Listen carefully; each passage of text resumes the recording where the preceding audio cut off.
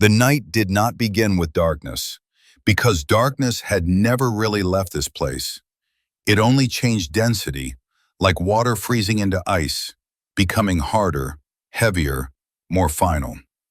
Above the convoy road, where packed snow had been trampled into something gray and lifeless, a scream suddenly tore through the air, sharp and human, but coming from nowhere a human could stand. It echoed once, twice, and then collapsed into the forest, as if swallowed by the trees themselves. The guards froze. The dogs raised their heads in unison and began to howl, not with aggression, but with something close to panic, as if they recognized that sound on a level deeper than training. The man who had screamed was already gone. He was running through the taiga barefoot, his feet split and bleeding, each step leaving a dark imprint that the falling snow tried desperately to erase. The torn remains of a padded prison jacket hung from his shoulders, offering little warmth, but he barely noticed the cold anymore. Cold had long ago stopped being an enemy and become a condition of existence, like hunger or pain or memory. His breath came out in ragged clouds, loud in his ears, and with every exhale he expected to feel a bullet strike his back, a sudden impact followed by nothing. But the shot never came. The forest closed around him with indifference that felt almost like judgment. Tall pines stood black and motionless, their branches heavy with snow, and between them stretched corridors of shadow where anything could be hiding. He did not know where he was running. Direction had lost meaning the moment he crossed the invisible line between the camp and the wild. All he knew was that behind him were watchtowers, numbers, shouted orders, and mornings that began with counting and ended with exhaustion so deep it felt like drowning. Ahead was uncertainty, which felt lighter. His name, the one he had been born with, flickered briefly in his mind and then vanished, like a match blown out by the wind. In the camp, names had been replaced by numbers, and even those were often said incorrectly, carelessly, as if accuracy itself were unnecessary. He had been a number for so long that becoming no one at all felt like a promotion. Hours earlier, the idea of escape had not felt heroic or even brave. It had arrived quietly, almost casually, during roll call, when he realized that the man standing next to him had died sometime during the night, and no one had noticed until his body failed to answer. Something in that moment had shifted. Death here was efficient, anonymous, and worst of all, expected. To run, even to fail, was at least to interrupt the process. Now the forest tested him with every step. Branches tore at his skin, roots reached up like traps, and the cold gnawed at his legs until they felt chujdi, not quite his anymore. He stumbled often, sometimes falling hard enough that stars burst behind his eyes, and each time he forced himself up with a sound that was half growl, half prayer. He did not pray to God. God had been silent for too long. If he prayed at all, it was to the forest, to the night, to anything that might be listening. Behind him, the convoy reorganized. The officer in charge moved with practiced calm, issuing short, precise commands that cut through the confusion left by the scream. He was not a young man, and not an old one either, his face carved into a permanent expression of restraint, as if emotions were tools to be taken out only when absolutely necessary. He listened to the dogs, crouched to examine the disturbed snow, and nodded to himself. The escape had been sloppy. Blood marked the trail clearly. The forest would slow the prisoner down. It always did. The officer adjusted his gloves and signaled for the pursuit to begin. He had chased men like this before. Some ran screaming, some silent. Some begged when caught, others tried to fight, even knowing how hopeless it was. The endings varied only slightly. A bullet, a report, a correction in the paperwork. Order restored. The system depended on such small, brutal efficiencies. Still, the scream lingered in his thoughts, unwanted and irritating. It had not sounded like fear. It had sounded like a warning. The dogs pulled eagerly, noses low, muscles coiled with purpose. They trusted the logic of scent and command, and the officer trusted them in return. The taiga was vast, yes, but it was not kind, and a half-dead prisoner without supplies could not simply disappear. Nature, like authority, favored structure. As night deepened, the forest changed character. Sounds became sharper, closer, then vanished altogether, leaving a silence so complete it pressed against the ears. Snow began to fall again, fine and dry, blurring the edges of the world. The moon hid behind clouds, and the only light came from lanterns and the pale reflection of snow itself. Far ahead, the fugitive slowed. His legs trembled uncontrollably, and each breath burned as if his lungs were lined with frost. He knew he could not keep this pace. Panic rose in him like a tide, threatening to wash away thought entirely. He forced himself to stop, pressing his back against the rough bark of a pine, trying to quiet his breathing. The forest listened. In that stillness, he heard something that made his blood run colder than the air ever could. A long, low howl rolled through the trees, distant but unmistakable. He had heard wolves before, during nights in the barracks when the wind carried sounds from deep within the taiga. Those howls had felt remote, almost abstract, like stories. This one felt close, real, present. It was answered by another, then another, until the forest seemed threaded with voices moving in slow, deliberate harmony. The man closed his eyes. He understood then that escape was not a single pursuit, but many. Behind him were men with rifles and dogs. Around him was the forest itself, ancient and uninterested in human rules. And somewhere in the dark were wolves, whose hunger did not care about guilt or innocence. When he opened his eyes, he did not run. He walked, forcing himself into a steady, uneven rhythm, conserving what little strength remained. If he died, he did not want it to be from blind panic. He wanted to meet whatever came next on his feet. The officer heard the howls as well. He stopped the column with a raised fist, listening carefully, counting the voices, gauging distance. Wolves were not unusual, but a pack this close to a human trail was inconvenient, dangerous even. The dogs sensed it too, their confidence faltering, their movements less precise. For the first time that night, the officer felt something like irritation mixed with unease. Variables complicated procedures. Still, he gestured for them to continue. Wolves avoided humans. They always had. The forest did not contradict him. Not yet. The forest accepted the men reluctantly, as if each step they took required permission. Branches sagged under snow and brushed against faces, leaving wet streaks on wool and skin. The dogs no longer pulled forward with the same certainty. Their ears twitched constantly, swiveling toward sounds the humans could not place, and their breathing grew louder, faster, edged with confusion. The officer noticed everything. He had learned long ago that ignoring small changes was how accidents became explanations. He slowed the pace, tightened the formation, and ordered the lanterns shielded. Light was a liability here. In the taiga, it marked you as something separate, something intrusive. Still, procedure demanded visibility, and procedure was what kept chaos at bay. The howls came again, closer now, threading through the trees like cold wire. The officer estimated the distance automatically, mapping the sound against terrain he could not see. A pack, not small, organized. That was unusual. Wolves preferred to follow, not confront, especially when dogs were present. The dogs, however, were no longer acting like hunters. One of them stopped abruptly, nails scraping against ice, and refused to move forward. Another growled, low and uncertain, the sound vibrating through its chest.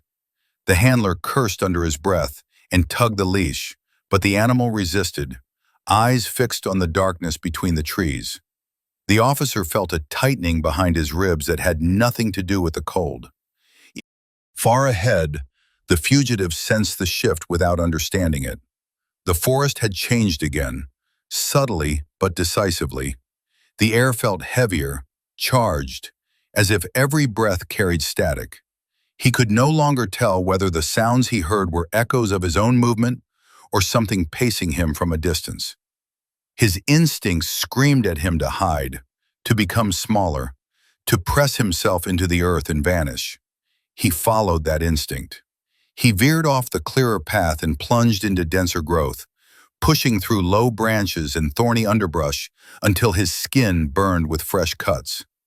Finally, he collapsed behind a fallen tree, its trunk half buried in snow, its roots clawing at the sky.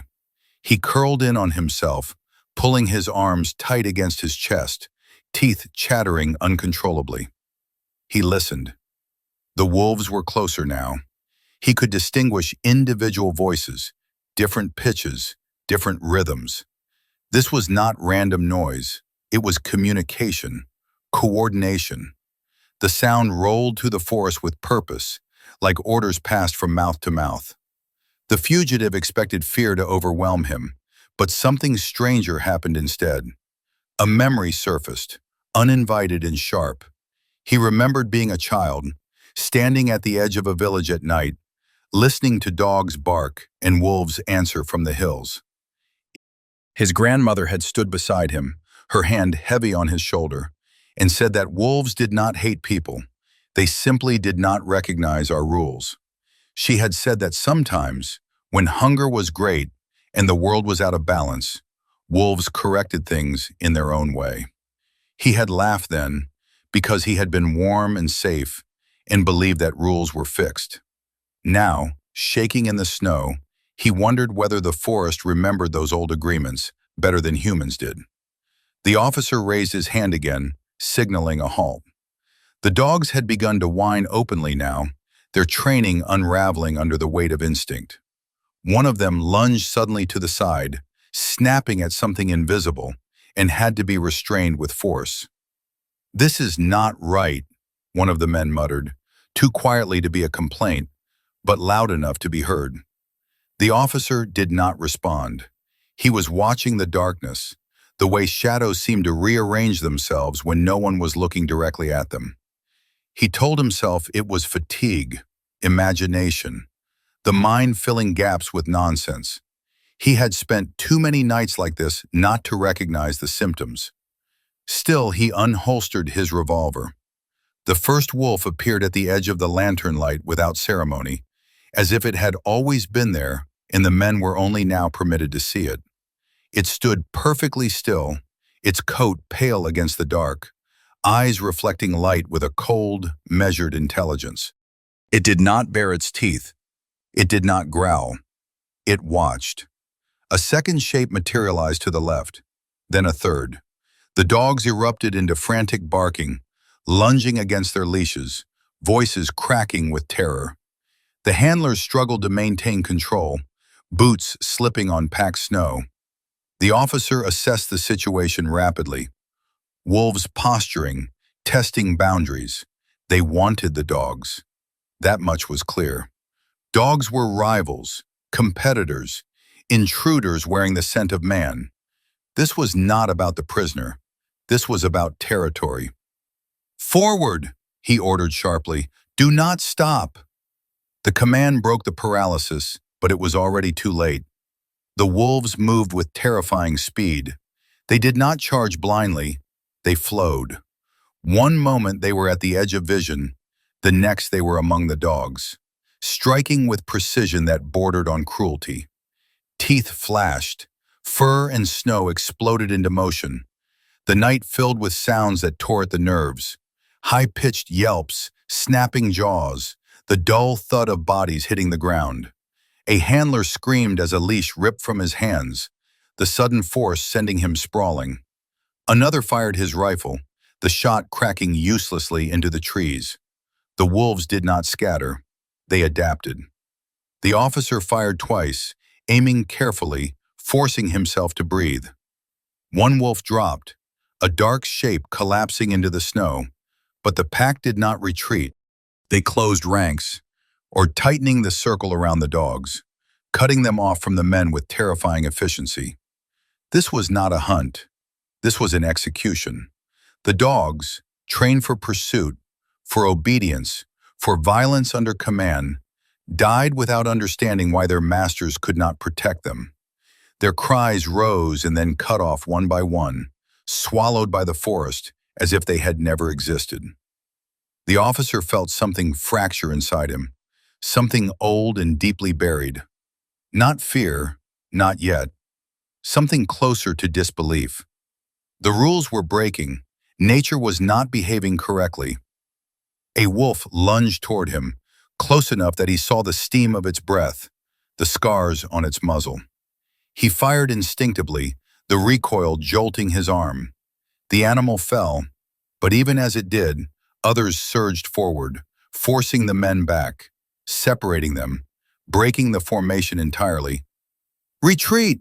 someone shouted. The officer opened his mouth to countermand the order, to reassert control, but the word died in his throat. Control was an illusion here. The forest had made its decision. By the time the wolves withdrew, it was over.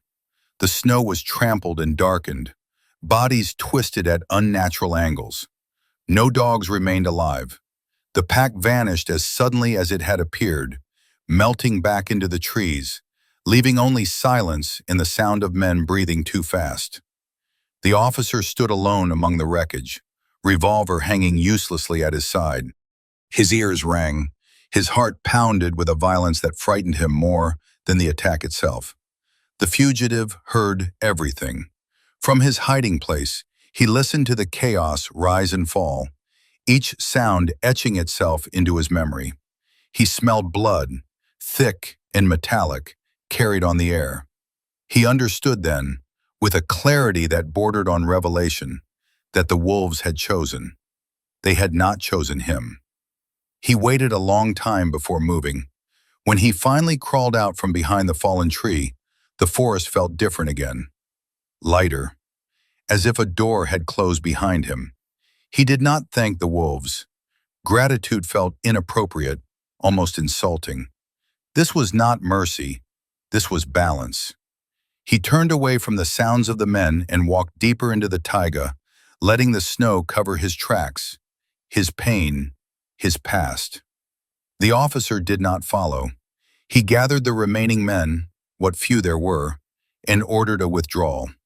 No one argued. No one asked about the prisoner. The night had answered that question in its own language.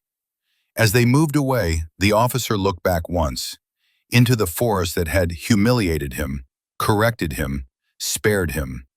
For the first time in his career, he knew that his report would be a lie, not because it concealed cruelty, but because it could not contain the truth.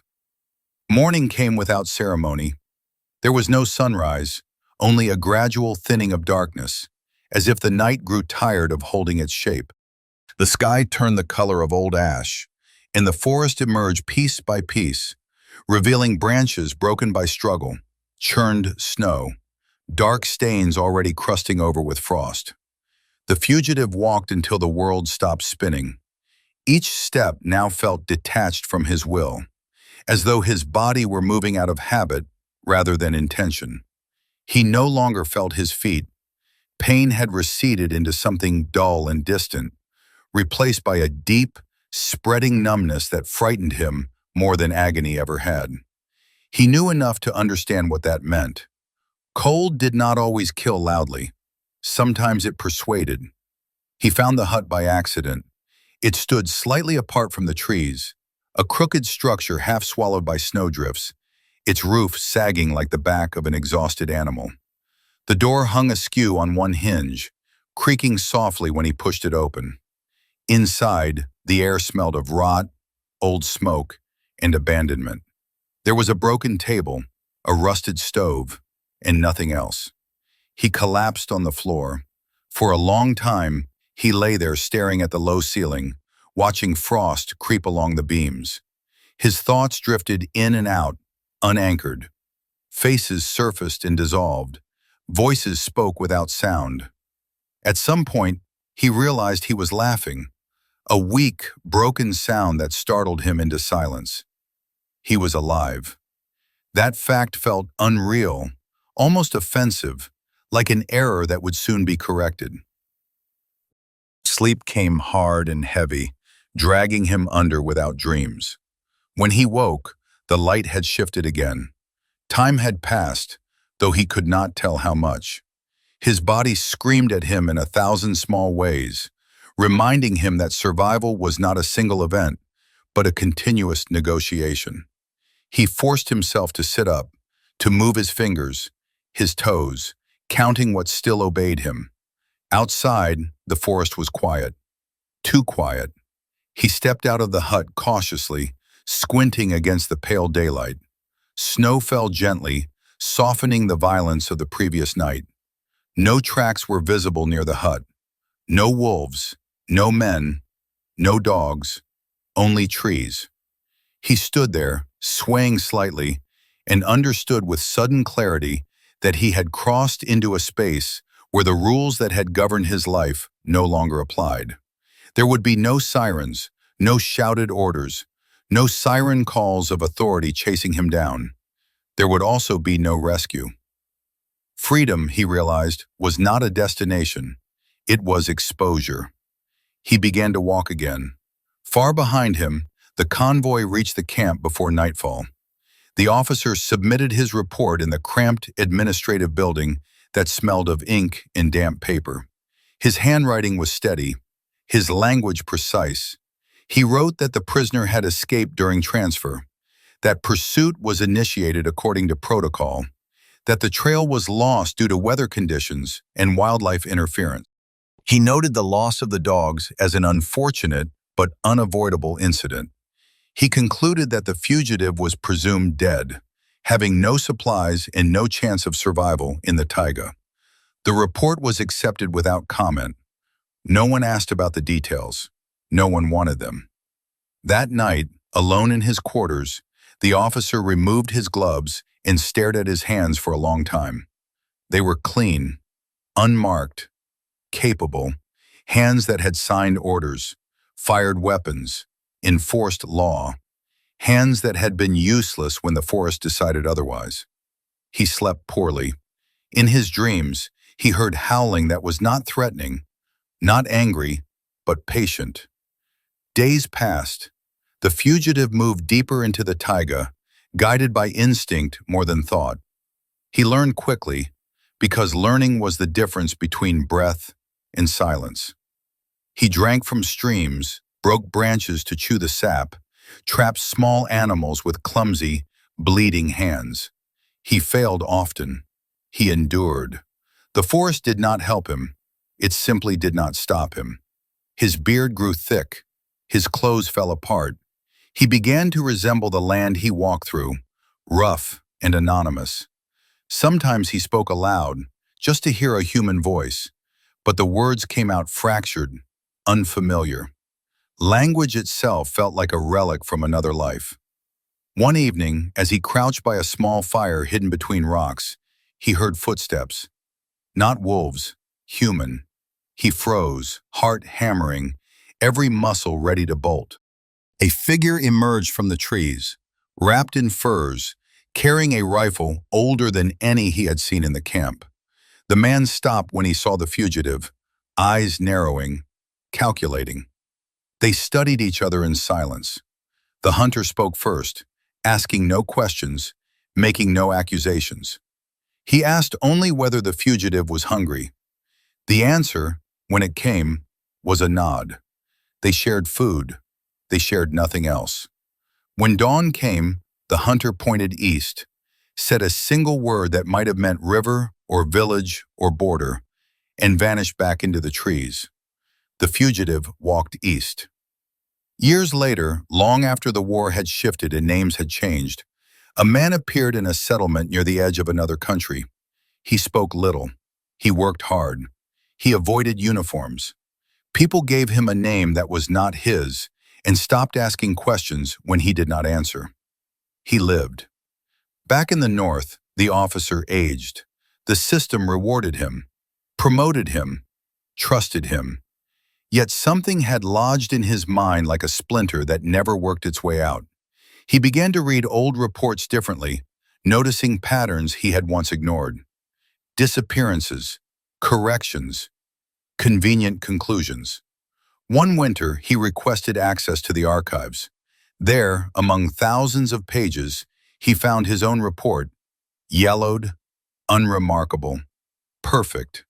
On impulse, he took a pencil and wrote in the margin, small and light, a sentence that no one had authorized. Sometimes the wolves choose a side. He closed the file and left. The fugitive never learned that the dogs had died for him. He never learned that his survival had unsettled a man who once held power over his life. He did not know that somewhere, on paper, he was officially dead. And perhaps that was the greatest mercy of all. Because the forest had not saved him out of kindness, it had corrected an imbalance, briefly, indifferently, and then moved on. What he did with the life returned to him was no longer its concern. Some nights, even years later, he woke with the sound of howling in his ears and a feeling that hovered between gratitude and terror. Not because he feared the wolves, but because he understood that if the world ever tilted again, they might choose differently next time.